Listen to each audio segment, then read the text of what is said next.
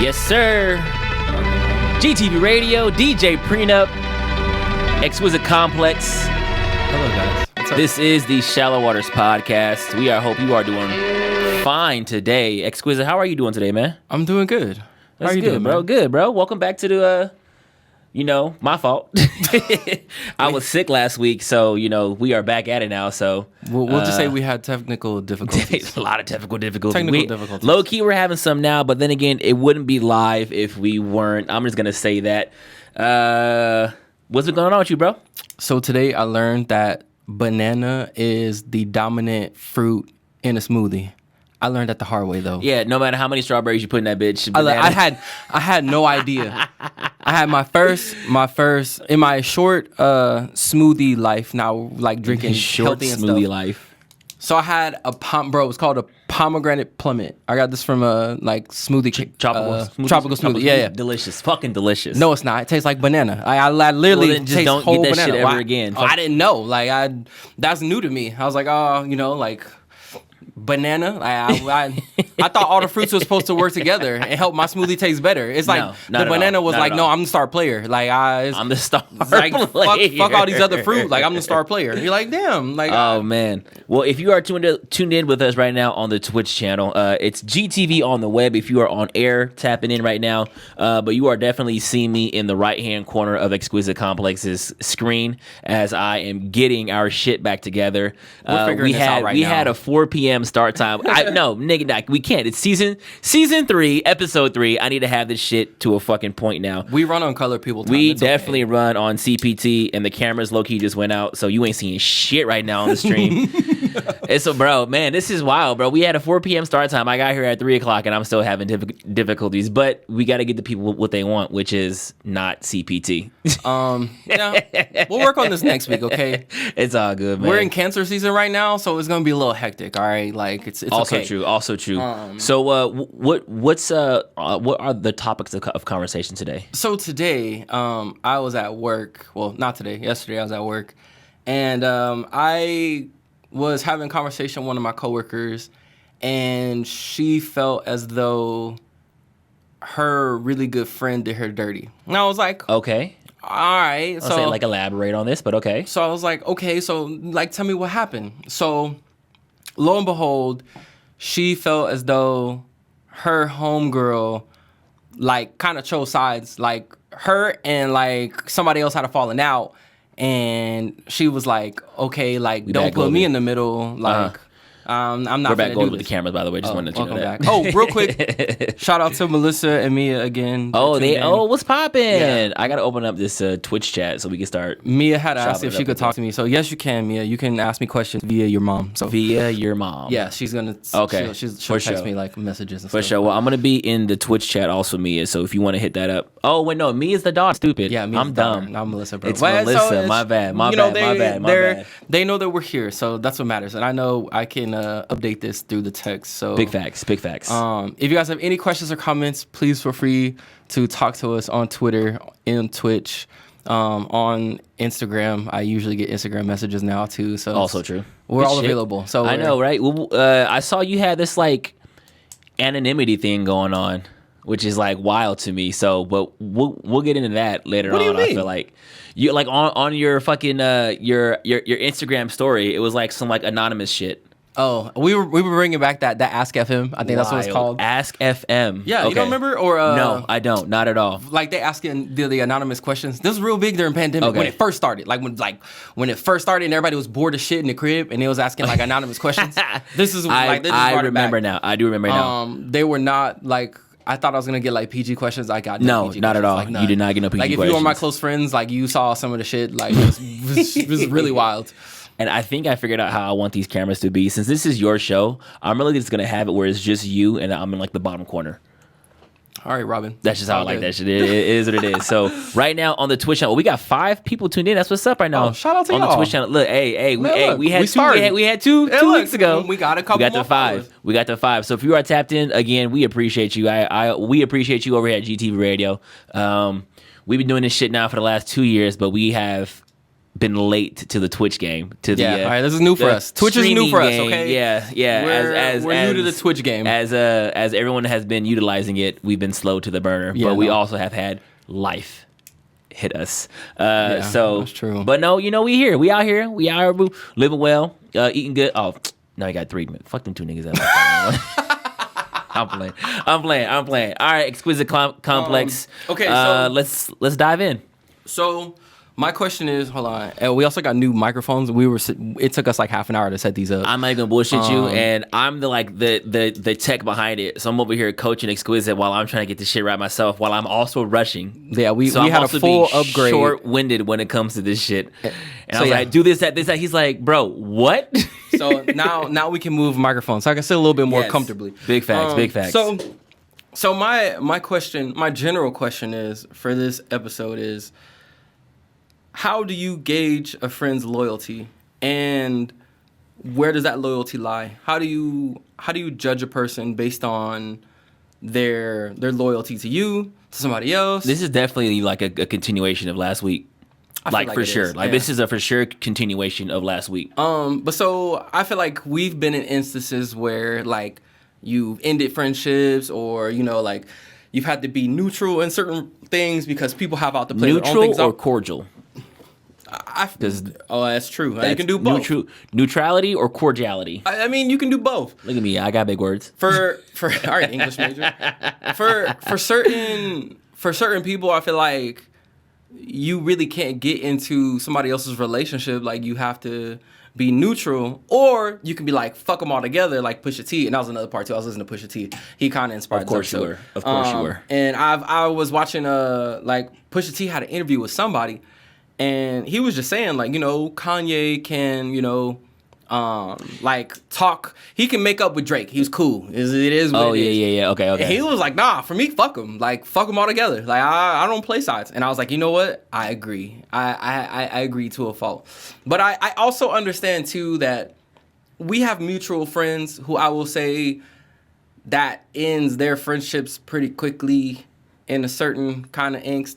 And I feel like we've learned a certain kind of angst. We've learned to just like, all right, cool, we're gonna let him do them, but like, not break up the total relationship between us. Kind of like, we know that they're on bad terms, but I'm not finna to break off my own because like, not the ASMR, because like, they got their own thing going on. Like, of course. It's kind of like, oh, well, I'm going to maintain that friendship. Like, you may not be cool with it, but this person hasn't done anything remotely upsetting to me that it should be to you, I guess. Or they haven't done anything to you that would be like, oh, for me to be like, I'm not finna talk to them. I feel that. Like, if y'all had a subtle disagreement or something like that, and y'all like broke it off or whatever, like, okay, cool. Like, this person did nothing to you, in my eyes, that warranted me to break off that person's relationship. Or you could just be like, fuck them too. Like, some people, I call it, it's called prison loyalty. Like, it is fuck you forever. Like, Keisha Cole falls in love with dudes all together all the time. Like, it's prison love. I call it prison loyalty. Don't laugh. I'm serious. Hashtag quote. Save. But it's like you loyal to a fault. And I think not Push T. Big Sean said it the best. Yeah, he was like, I was loyal to a fault. So this brings back into the general question. Yes, Melissa, we're going to talk about this. And Melissa just texted me and was like, I can't talk about this. Yeah. No, we finna talk about this. It's on and popping. Chris Brown. So I guess the underlying question is how do you go about judging somebody's loyalty, and how do you go about grading it, I guess? I mean, they always say that the proof is in the pudding. You never know the recipe until you taste it. Same thing is about actions. It's all based upon somebody's actions. People can talk. What is it that they're doing to prove what it is that they're saying? That's what I feel like would be the baseline of loyalty. Is you say this, you say that, but when it comes to the action behind it, there's nothing there. But I mean, even so, would that just be playing neutral? Like, can you just play neutral? I don't think altogether. I don't think that's necessarily playing it. Neutral is when you're being put in a position that directly reflects someone else's outcome from what a third party has been involved with. That sounded confusing as fuck. So, for example, if friend A was beefing with friend C, but friend B is friends with both A and C, friend B will either be neutral in the party with respect to friend A or friend C, depending on what the two of them is going to put that friend B in the position to do shit. So I guess my next question would and then be, because like being neutral is like saving face, which I don't think is being cordial. so my next question, I guess, would be, let's say we're just gonna use friend A, B, and C now. It makes more sense. So let's say, I mean, that shit sounds way confusing, but it's okay. friend A and friend B brought in friend C. Okay. Friend A and friend C start beefing. Okay. Friend B is like, hey, like, I knew friend A first. Like, fuck you, friend C. Is friend B at a fault, even though like friend B and friend C are still in like the same group? Or they still, No, like, friend C isn't at fault, but it's a hard position for friend B to do some shit, because if the length of friendship dives in, like is a bit more extensive compared to what friend B and C are, you know, there is a certain side that you're expected to pick. But then again, friend B and C might have a separate relationship outside of the trio. And then depending on what happened, because you got to remember, there's also going to be like degrees of some shit. Like if it's a small fallout and friend A and C just aren't talking anymore, but like no one was like talking shit, or no one like, you know, smacked somebody's baby mama, or no like deep shit like that. And I mean physically and physically. Like there's nothing deep in it that way, then I feel like understanding comes into it, and that's when you're being like neutral, and then when everyone's kind of in the same area, then you being cordial, but then motherfuckers get catty, because you know, look, I'm pushing T, you go baby, out, bro. Like, look, but I think it's not everyone can be Pusha T, and it's because of where certain relationships lie in their own depths. So like here, for example, friend A, B, and C. Friend A is DJ Heartbreaker. Friend B is DJ Prenup. Friend C is Exquisite Complex. Lo and behold, all of a sudden, you know, DJ Heartbreaker and Exquisite Complex aren't really kiki anymore off of their own personal reasons. I'm still loyal in a sense to Heartbreaker, but also Exquisite Complex, because we also have different relationships aside from our trio. But that's where it depends on what happened in that mix-up. As far as like loyalty, it's gonna be a hard motherfucking decision, because the shit that me and DJ Heartbreaker have in our own mindset involves our friendship, but also business, versus the relationship that me and you have, Exquisite Complex. We have history, we have shared experiences, we have familial ties. That's a tough fucking pickle, and it's not that I'm choosing one or the other. I'm personally choosing to have both and live in that lifestyle separate from one another. And then it comes in my boat as friend B to be like, you niggas need to respect this. Both y'all, all right? It's almost like fucking like co-parenting, nigga, or like when you gotta see your daddy on weekends and shit. Like you just gotta respect it. You just gotta respect it. That's hilarious. But like shit like that is hard to choose. Whereas I've been in positions where it is like, hey, no, fuck you, fuck that, fuck them, blah blah blah blah blah. It's A all day type shit. Like I have been, and I've cut people off. And I will name drop Jeremy. Oh damn. Jeremy. Oh damn. It's fuck Jeremy, but I respect still Chitty in his relationship, because they also have their own relationship aside from the trio of what was the trio. But to me, it's still fuck Jeremy. But I don't expect Chitty to be like fuck Jeremy too, because they again have their own relationship aside. I respect that. I understand that. But it's still fuck Jeremy. It's still fuck Jeremy. But that's me though. Podcast brought to you by Red Bull, ladies and gentlemen. Thank you so much. It gives me balls. All right, so let's kind of move topics a little bit. So we're gonna stay on the topic of loyalty, but okay. How was your Juneteenth? We're gonna. It was eventful in the aspect of that it was also Father's Day. For those that are listening that don't know, my girlfriend's father had passed away a few years ago. I don't think none of us knew that. No, yeah. So my girlfriend's father had. Well, I mean, depending on who follows me on social media and follows her and shit. I mean, it's only 3 of us in the chat. So here we go. It's only 3 of us in the chat. So my girlfriend's father passed away back in 2017, literally right before we got together. I still personally believe she's definitely going through a very in-depth grieving process. She just was never given the proper outlet, I guess you can say, to grieve properly. Everyone grieves in their own way. I really feel like she never got in tune with that grieving process herself. So it's definitely a prolonged grieving process, and I just can't be like, yo, not get over it, but like, come on, type shit. And for her, Father's Day, it's usually a hit or miss, but that's also like a lot of people who lose their dads. Same thing with their mothers and all that stuff too. So for Father's Day, you know, I didn't get a chance to celebrate with my dad. He's in California. You also had plans with your dad, which happened to be later because, you know, mom and pop wanted to, you know, do their excursions daytime anyway. So I figured brunch would be cool. My cousin's in town. She just moved in with us also.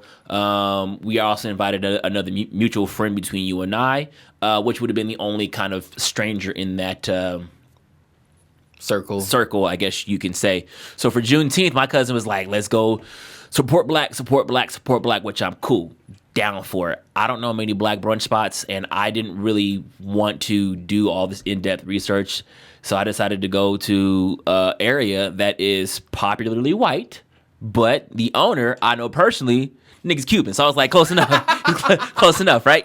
So we went to a brunch spot. It was very last minute, but everyone was on that same page of last minuteness. So here's my conundrum. So the morning we wake up, my girlfriend she's very sad. She's in her feelings and she doesn't want to do anything. She does say some things that are hurtful that I didn't take too much offense to because she's sad, she's upset, she misses her dad, she doesn't want to be around anybody. I get that. But I still chose up and I went to go with the people that I also made plans with. So I want to double back to. So my Juneteenth was eventful. Do I support black or support dad? Like I was just like, damn. So I was gonna. That's what I was gonna ask. So you're. Oh, it was also all of us were black. My girlfriend is white, but that wasn't necessarily the case as far as her not being around black people. I did make a joke about that too. Like she probably thought it would just be a bunch of niggas doing the hallelujah spiritual shit. I'm like, nah, we just smoking hookah. While smoking hookah and drinking Hennessy at brunch. Shout out H-Town. We going to hell. But listen, it's gonna be you later. But she did make the comment. She's like, I don't want to be around all your friends right now. And I was just like, damn, low-key hurt me because it's you. She knows you, real close to you. My cousin who lives with us, my cousin's friend, which we all hung out fucking 4 days prior because my cousin's birthday on this past Thursday. The only person who knew would have been the homeboy Chris. Shout out to the Chris show. Oh yeah, shout out Chris. Shout out Chris to the Chris show. And so that was really it. And it ended up being me and you anyway because I called my cousin. I was like, yo, Violet's kind of upset. She's in her feelings. I know you said you really want to pull up because it wasn't a black establishment. So you can if you want, but if you are looking for something to do, I know somebody who can definitely use a shoulder to cry on. So my point, that was a good point though. Like I didn't know if you was that's a whole different point of loyalty. Boy, girlfriend versus like non-black owned business. But I was gonna talk about non-black owned business. To me, that was like, oh, that definitely. My cousin made it a staple. She's like, I want to support black. So which is yes, awesome. We did at lunchtime. They got some fire ass barbecue joints around here, boy. So that was a no brainer then. I would definitely take the L for that because I definitely was like, I don't know any like Vegas black owned. I know a few. I don't know any. Like, brunch. I don't. Yeah, not necessarily like lunch food, just brunch. Like yeah. I don't know any. Yeah. And I was just kind of like, all right, cool. We've been to 18 Ben before. Yeah. We had been to this restaurant. We know it's a safe bet. We're like, okay, cool. But also fun fact, a lot of black folks there. Oh, they was all getting turned up. They was getting turned up. Hookah OJ and chicken and waffles, bro. I shit you fucking not. Shout out to them chicken and waffles. This shit was hitting. I ain't gonna hold you. That was very niggerish, but whatever.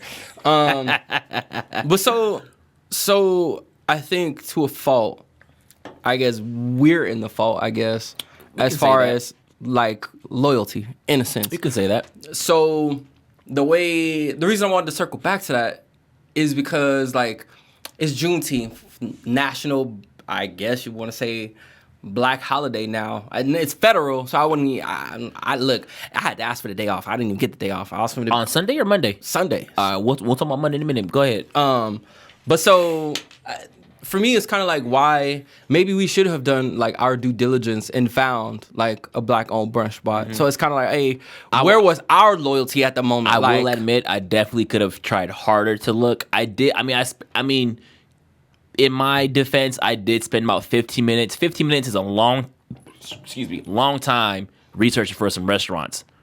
I didn't look at all. I knew what I was. I looked. I found a lot of eateries, and what I had to do, I ended up going to my cousin's hibachi kitchen shop anyway. Shout out Ink Kitchen. That sounds fire. Delicious, bro.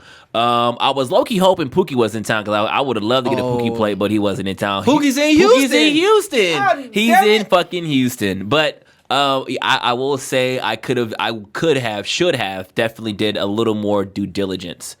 Because the money we blew at the casino, we could have definitely supported some other places. I don't want to talk about that right now. Fuck roulette. I don't want to talk about that right now. Fuck seven. Say that shit one time. Bro, he hit 2 and I came up. I lost that shit immediately right after. Because you know why? Because I wanted to stay. My bad. I'm a bad influence. See the things I go through with Kyle. Anyways, okay, so now let's double back to loyalty of girlfriend, loyalty of plans have already been established to go out. Walk me through that. What was the thought process of figuring out, I guess, weighing the scale?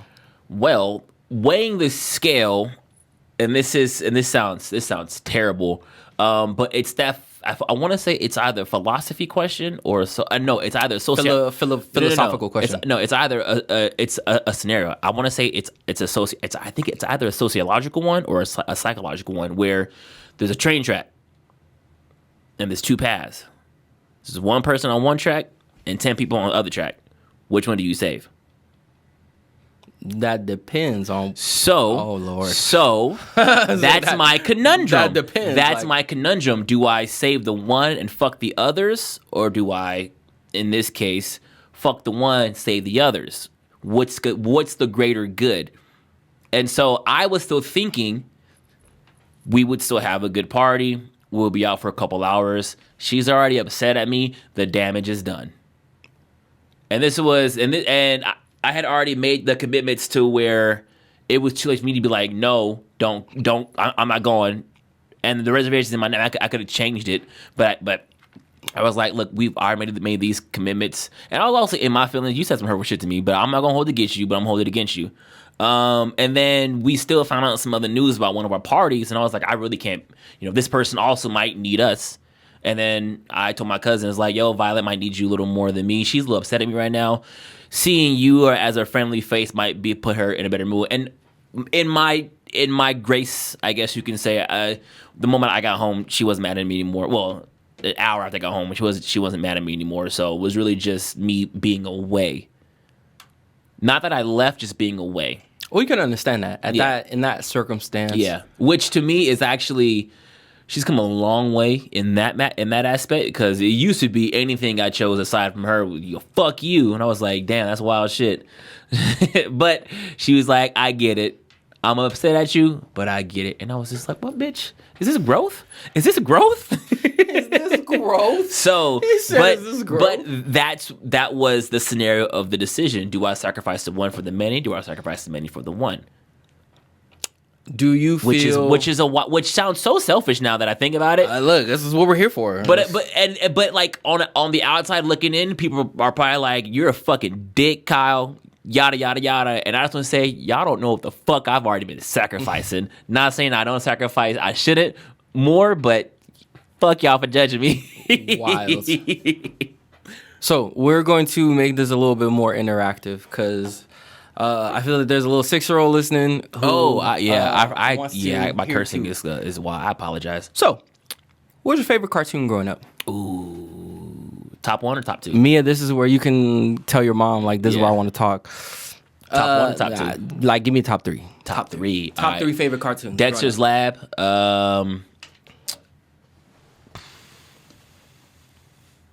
This is a hard question. Come on, man. Dexter's Lab.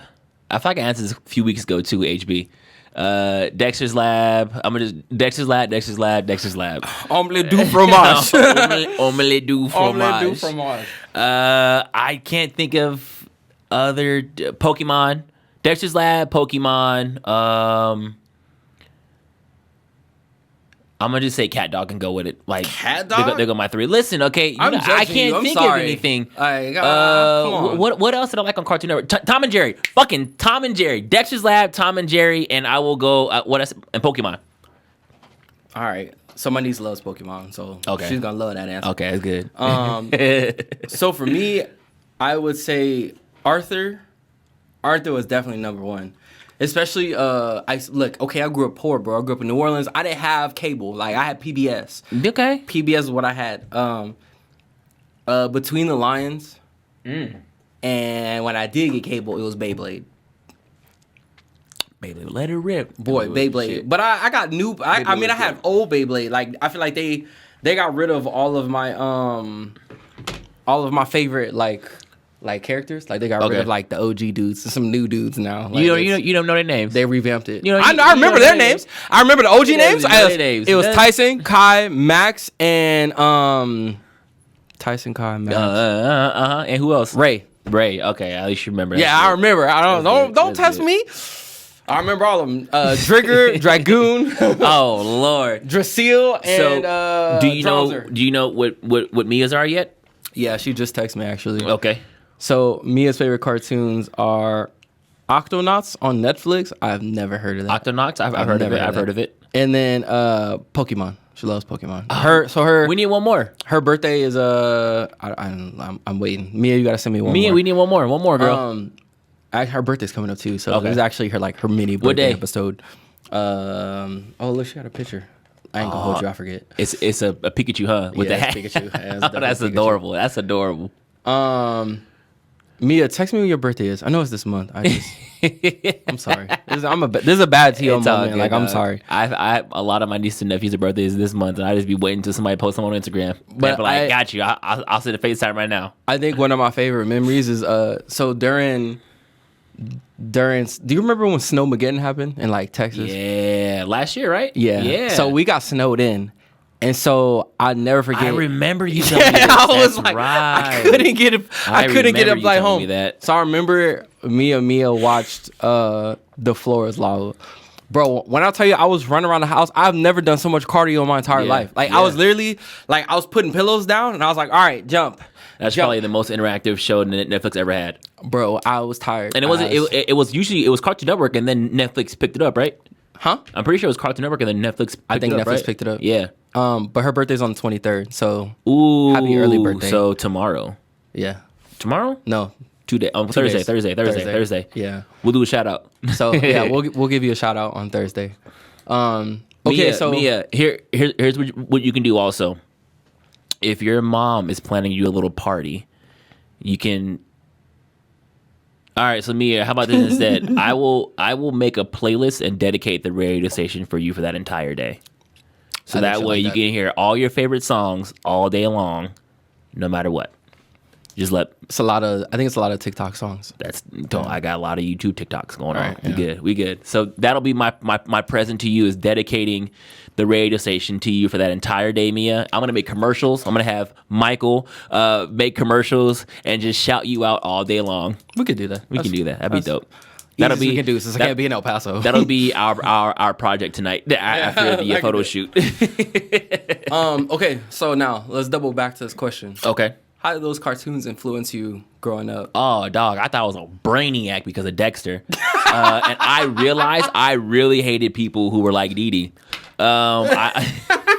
Dog, you're that curious? Come on. What does Button do? It blows up my laboratory. My laboratory. Pokemon. It low-key taught me a lot about responsibility and taking care of your things.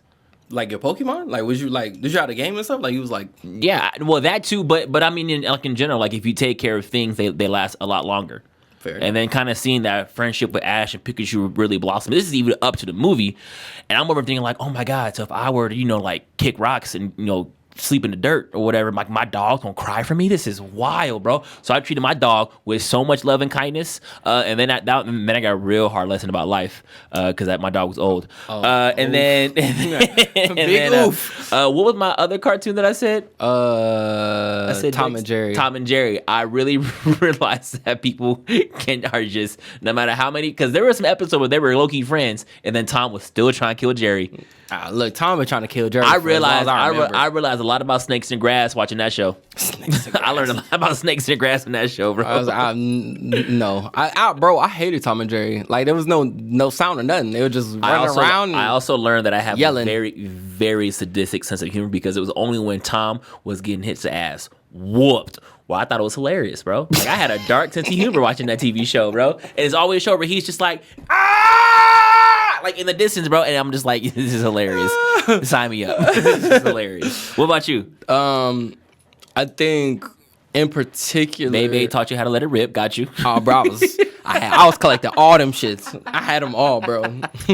Like the first 151 Pokemon, I was catching them all. I had all the Beyblades. I had the little box and everything. You had the little at-home stadium. Hell yeah! I was on the play at first. The cheapest plastic ever. No matter how light you ripped it, that shit moving everywhere. So when we first had it, my first Beyblade, I had saved up for it. Like, you know how it was so hard to save up $9 and some change. Like, back then, bro. Oh my gosh! Bro, now I was doing everything for quarters. I was like, hey yo, help me. I was doing everything for quarters. So I was like, all right, cool. I went to Walgreens. I got my first one. But I didn't have enough to buy the stadium. So, like, we went to Home Depot and we got a bucket and we just played on the top of the bucket. Hey, but the bucket cost like $18 cheaper than that, though. Exactly, yeah. It was like 30 cents. All right, cool, whatever. I was happy. I was content. I was cool. I got older, saved a little bit more. Had to save $16 to get the stadium. Yeah. Had to save $16. To save $16 to get the stadium.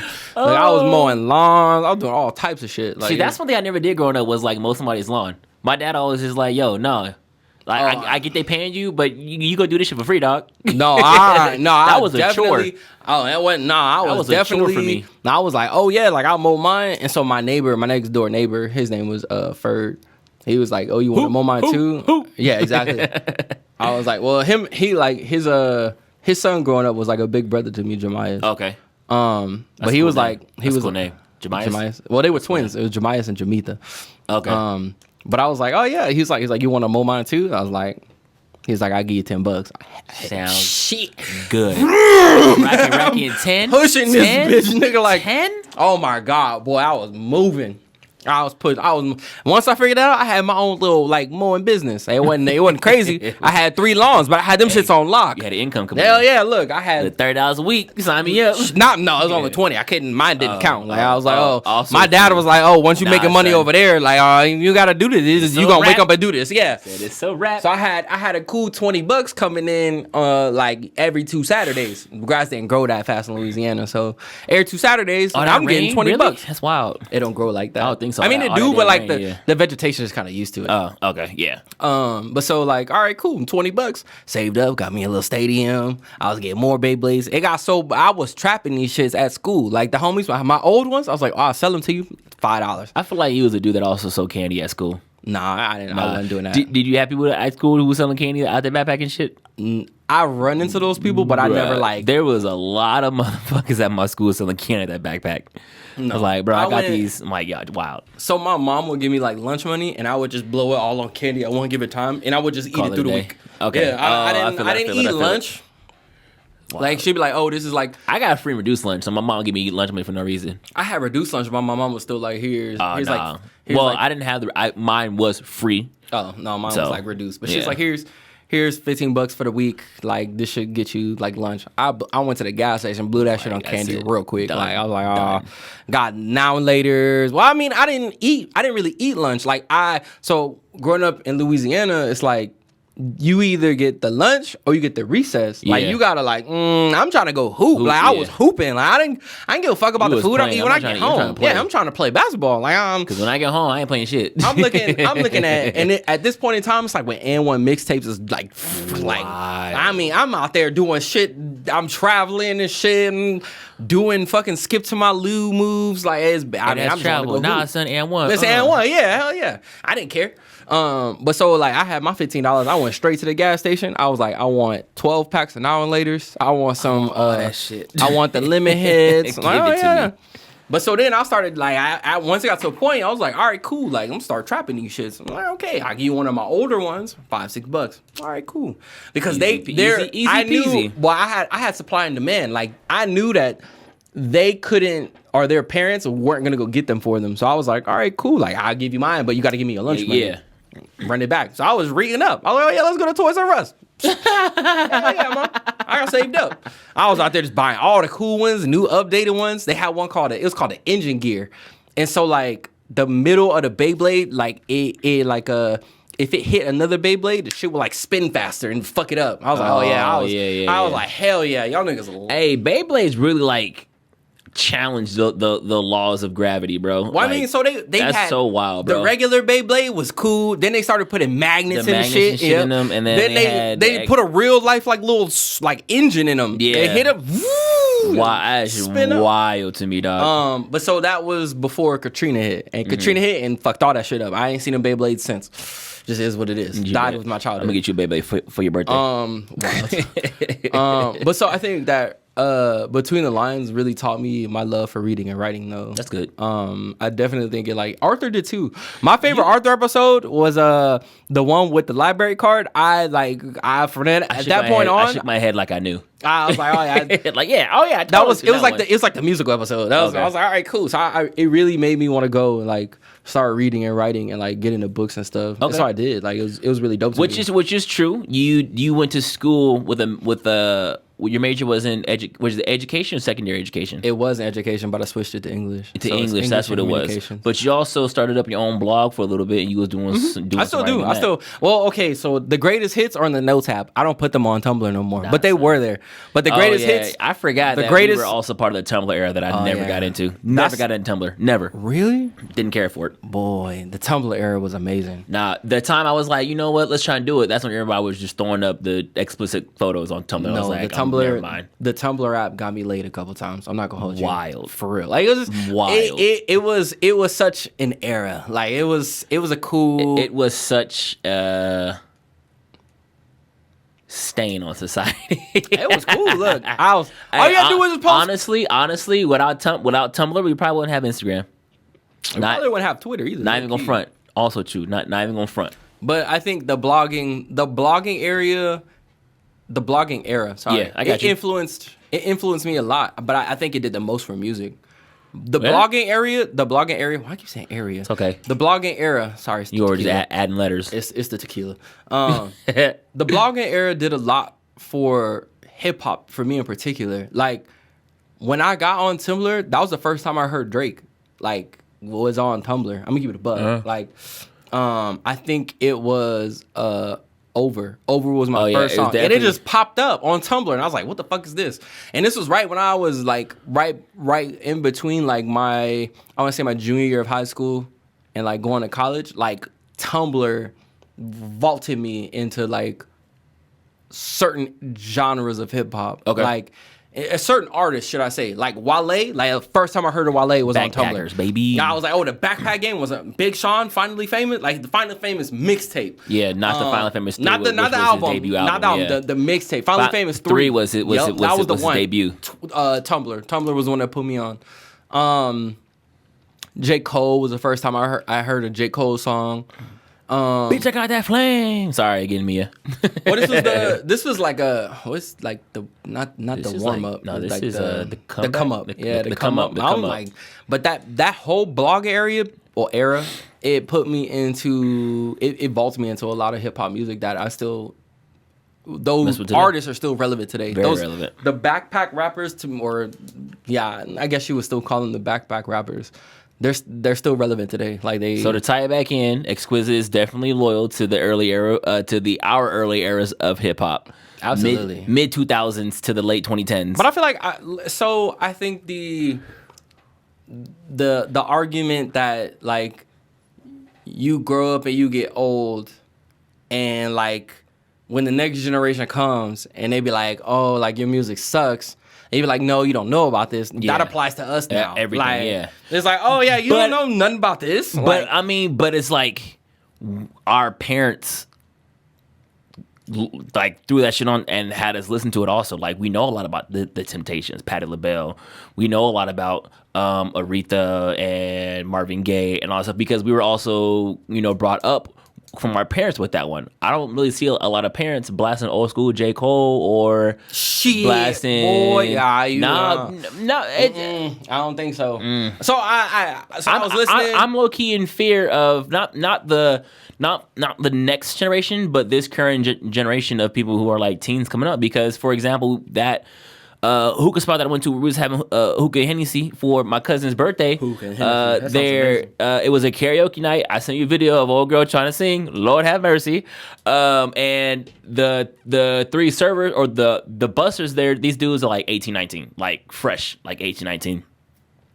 They were given an opportunity to go up there and sing. And the people who were on the karaoke for sure ranged between you had a couple old people like mid 50s in there who were singing, and then you had a couple people who were also like mid 20s, like 24, 25, 26-ish, who had vocals and who had pipes, but they were all like, they knew like the vibe that night was R&B, and they're still singing shit from like the 80s era of like I said, like Temptations. They're singing Diana Ross, and pipes, besides old girl who can't sing.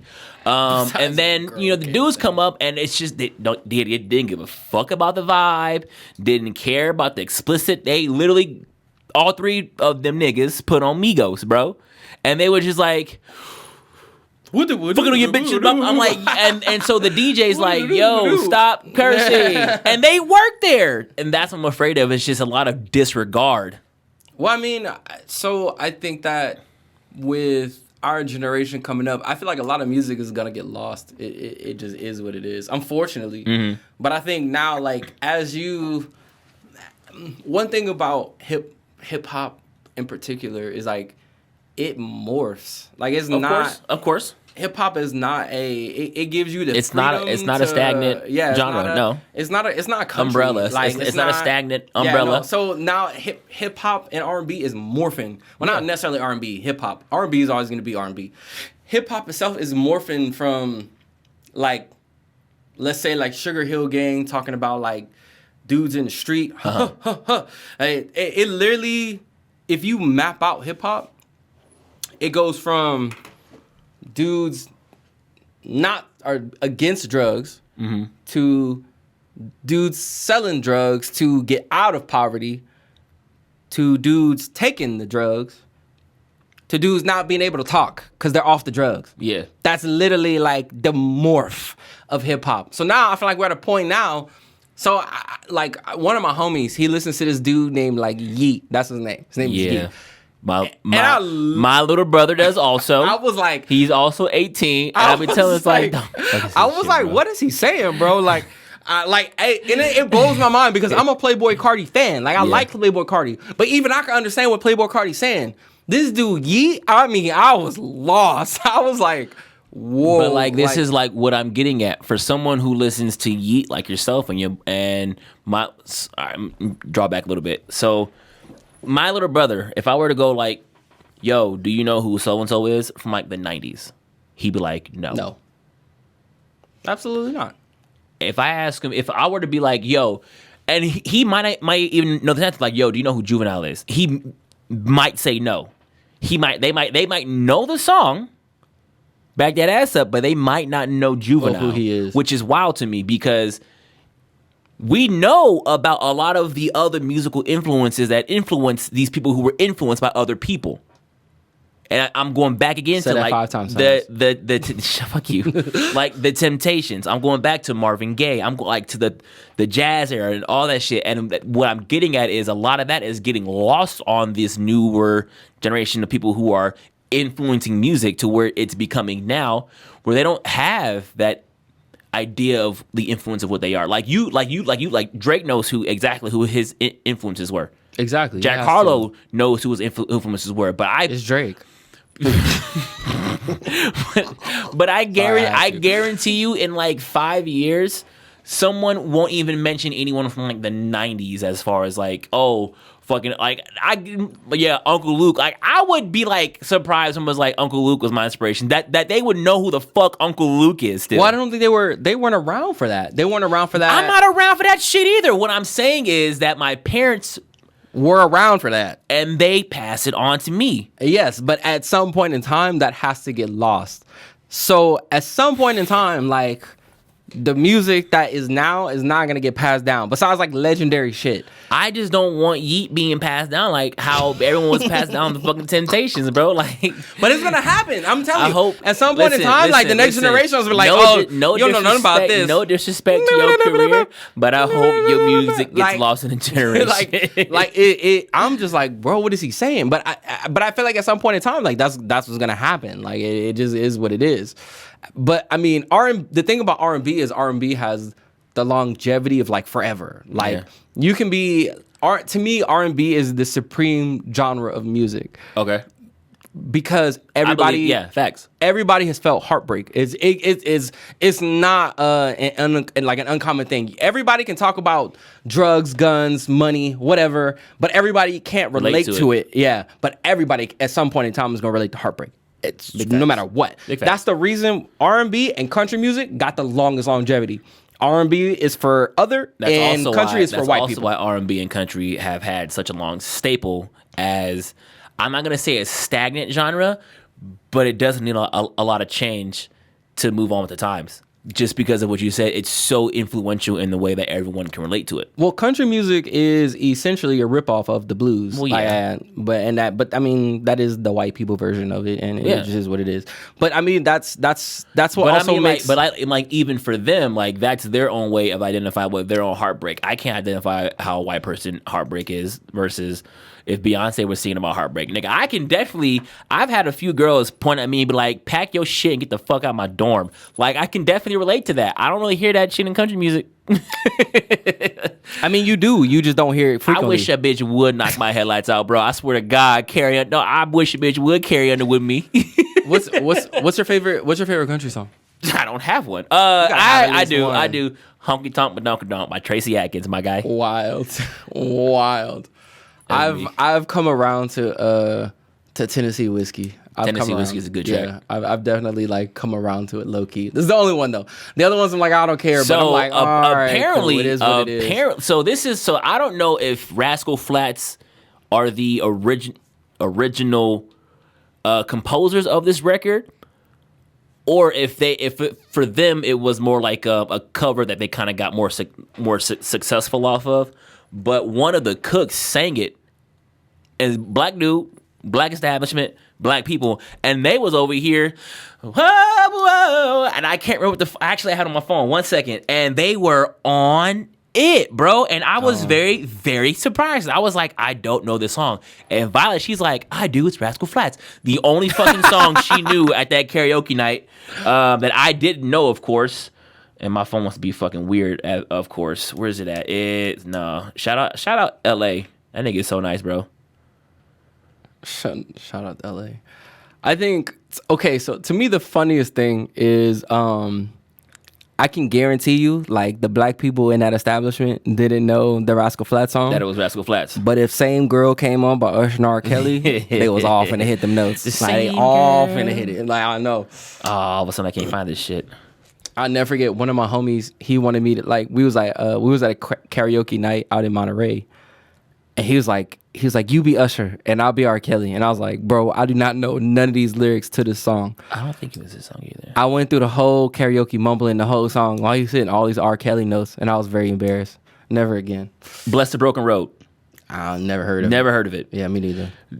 They did. They did. And so he was singing, I was like, oh shit, hey, who sang this song? And Violet goes, Rascal Flatts. I was like, ain't no way this nigga is putting that much fucking soul in this song, bro. And I mean, like, he was taking these motherfuckers to church with this song, bro. I was like, ain't no way.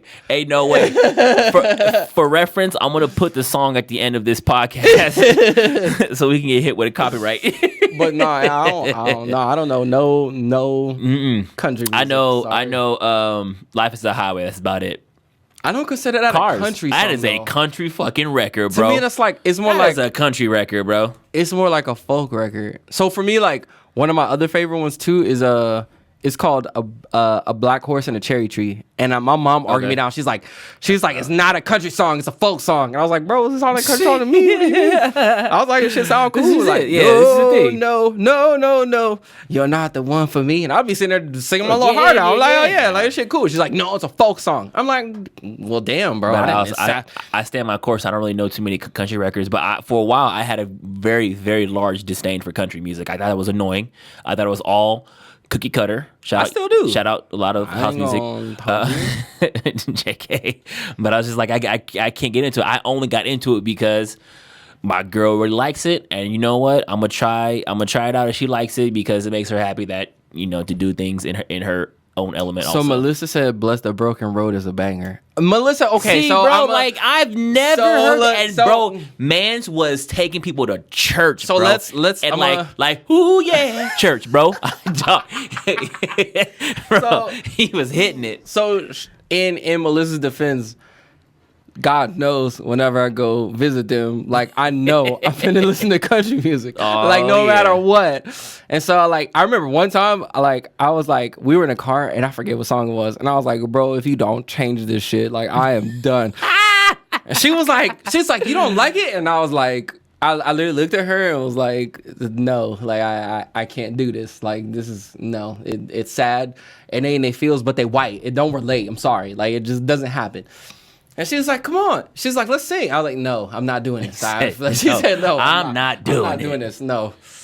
But so I think where you grow up too plays a really big part into the music that you listen to. So like growing up in El Paso, I can only imagine like with, like the environment that she grew up in, like that is what it is. Country music is the way of life. True. Yeah. In El Paso, it was like, all right, well, you can't not listen to it, but I mean, it's like, like I'll pass. Like I'm good on this. It is definitely different than what grew we're up also used to in general. Yeah.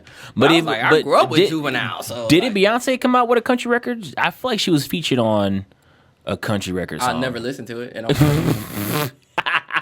I ain't never listened to that shit. I ain't never listened to that. But I think that there's also a disdain in the country community for black people too. What was Lil Nas X song? With the horses. Whatever the fuck his horses in the back. Yeah, you know what I'm talking about. But Yeah. they didn't accept him, and they were like, no, this doesn't count as a country record. But to me, it was a country record. What that song was was do you know what song it is? Come on now. I ain't played it in a minute. The horses in the back. I ain't played it in a minute. Hold on. I'm looking it up. But so I think that there is a clear disdain for Old Town Road. That's what I meant. I was like, you know what the fuck I'm talking about? The horses in that back. Could not think of it, but go ahead. But there's a clear disdain and there's a disconnect between country music and black people. To me, Old Town Road was a country song. Bop. And they was like, no, this is not a country song. And you're like, well, why not? Like what constitutes this as not being a country song? And I still don't have a clear answer. No, they don't have a clear answer. They don't like all them hi-hats and shit. And then, but they do it. They do it though. That's what I don't get. Lo and behold, the Justin Bieber of country comes into play. Sam Hunt, he's like, I'm gonna go ahead and put a little spin on my music, and like half his records. And then when Kane Brown got accepted in the community, they was like, you know what, maybe black ain't whack. Let me go ahead and get this shit. That is a very strong connotation of that. But I stick with it. What's the name of the song with the Shake It For Me? Bro. So yeah, that's also a cool track. Come on, bro. But so don't take our elements and be like, no, we gonna gatekeep Keith it. Urban is featured on like a legit twerk record. I'll also play at the end of this airing. But don't take our fuck what's his name, dog? Breland, black dude, and I mean black, dark. And it's called Throw It Back, bro. Wildest shit in the world, bro. It's low key. It's so funny because he even imitates like a country like accent voice, and and I'm like, yo, this is wild. He has a whole ass country rap album. It's EP. It's 6 records. Sam Hunt's featuring on it. Keith Urban, and a couple of people that I don't really know about music about. My camera went out again. God damn it. I'm a hold you to it. A shot of whiskey, bro. Wow, shit, bro. No, I'm cool. It's all good. Cool though. pass. Anything else you want to say before we wrap up tonight? Shout out to Mia. Happy 6th birthday. I will see you soon. Yeah. Well, actually, we both will. Kyle will too. I'll be there. But yeah, no, that's fun episode. Another wild episode, I would say, because we had to do a whole bunch of shit before we got on air. So wild episode, technical episode. The good thing is like audio is A1, so we're good. No, it works out. Just it's video. All good. We appreciate y'all each and every time tuning in with us. This is the Shallow Waters podcast. Make sure you look us up to recap all episodes on your favorite podcast platforms. Just type in GTV Radio, we will pop up. I did a little reformatting, so everything is now under the same roof. But all you gotta do is just scroll through and then pick whatever episode you want to listen to. We have SWPC, Shallow Waters Podcast, the IMs if you like dog food, JK, the Indie Artist Music Showcase, which we have a bunch of artists coming on this week. We got Numbs Music, shout out to, he's in the DMV. We got my man, shout out to Fan the Flames. They'll be here too. I was getting there, but all right. Amy Jamie, sorry about that. She is a Las Vegas singer. We got Fan the Flames. That's a duo, our first duo, and it'll be our second interview diving into the electronic scene. I feel like we should have them on Shallow Waters podcast after dark. That'd be dope. After dark, that would be cool. Just for a couple, like unofficial little chat. I feel like that'd be really cool. Yeah, a couple honorable mentions. Shout out Melissa. Shout out Mia. That's from me. Shout out Maria as well too. Shout out Maria. We appreciate you. Shout out to the 2 who are in the Twitch stream. Tune in right now. I'm not sure who you are, but I appreciate you too. Yes. Shout out to the 1 person tuning in right now on the radio, but shout out to the 1,000 people who actually listen to us on the podcast platforms. We appreciate that. Shallow Waters Podcast. We doing this shit live, and we doing 1 p.m. drops on Sundays. It's fun. It's a little fun being live. Yeah, it's a little more interactive. If you are tuning in afterwards, make sure you follow Exquisite Complex on Twitter and Instagram at the letter XQUI. SITE. There we go. SITE. Complex. I'm gonna start spelling y'all like Exhibit X to the CIBIT. Look, listen, whatever, man. I am DJ Prenup at DJ PRENUP. This is GTV Radio at GTVRadio. We will catch y'all next time. Later, guys.